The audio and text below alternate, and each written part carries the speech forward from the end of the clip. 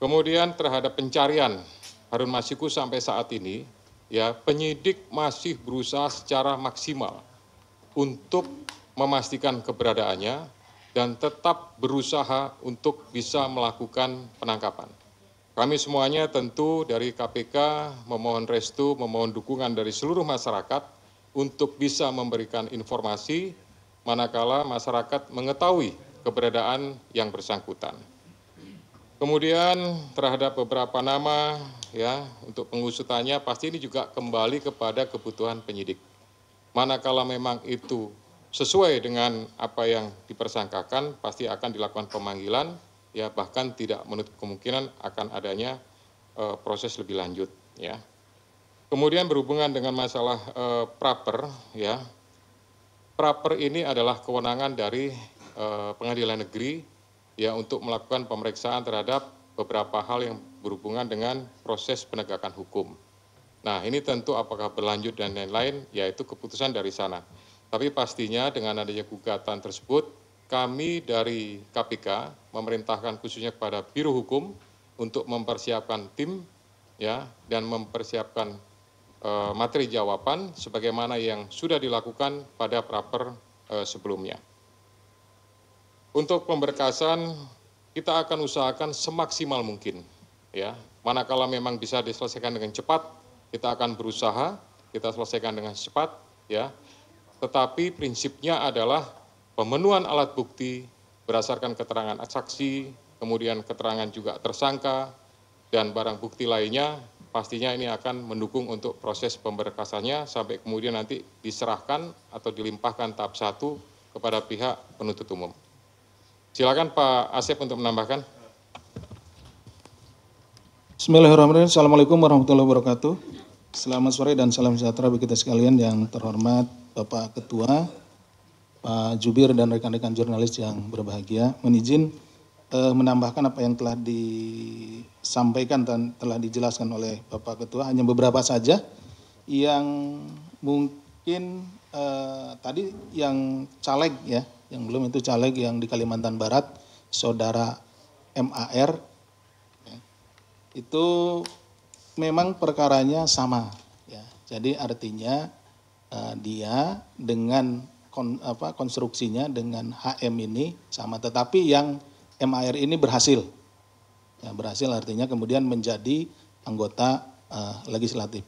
Mengapa kita yang bersangkutan dipanggil? Pada saat itu kita ingin melihat konstruksinya dari perkara yang sama seperti ini, bahwa memang tidak hanya HM saja gitu yang demikian, tetapi ada orang-orang lain atau ada person-person lain yang juga sama seperti itu, ada pergantian untuk anggota menjadi anggota DPR RI. Nah, tadi ditanyakan oleh Mas Chandra, ini apakah akan diperiksa, ini menjadi berbeda perkaranya sebetulnya. Yang sedang kita tangani saat ini adalah terkait dengan suapnya Saudara HM gitu.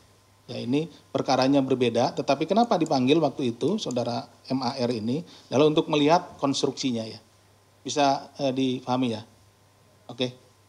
Kemudian dari Mas Rian, ini ada beberapa nama lain yang disebutkan seperti YF dan lain-lain, tentu itu nanti pada waktunya akan kita minta keterangan dan kita panggil ke sini dan diminta untuk menjelaskan beberapa hal terkait dengan dokumen maupun juga yang lainnya yang kita sita di kediamannya.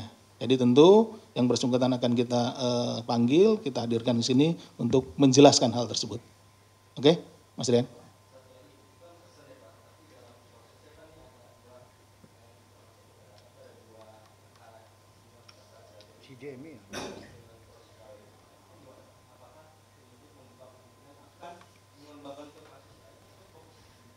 Begini, kalau penanganan perkara tentu yang saat ini sedang kita tangani ini perkaranya yang Harun Masiku.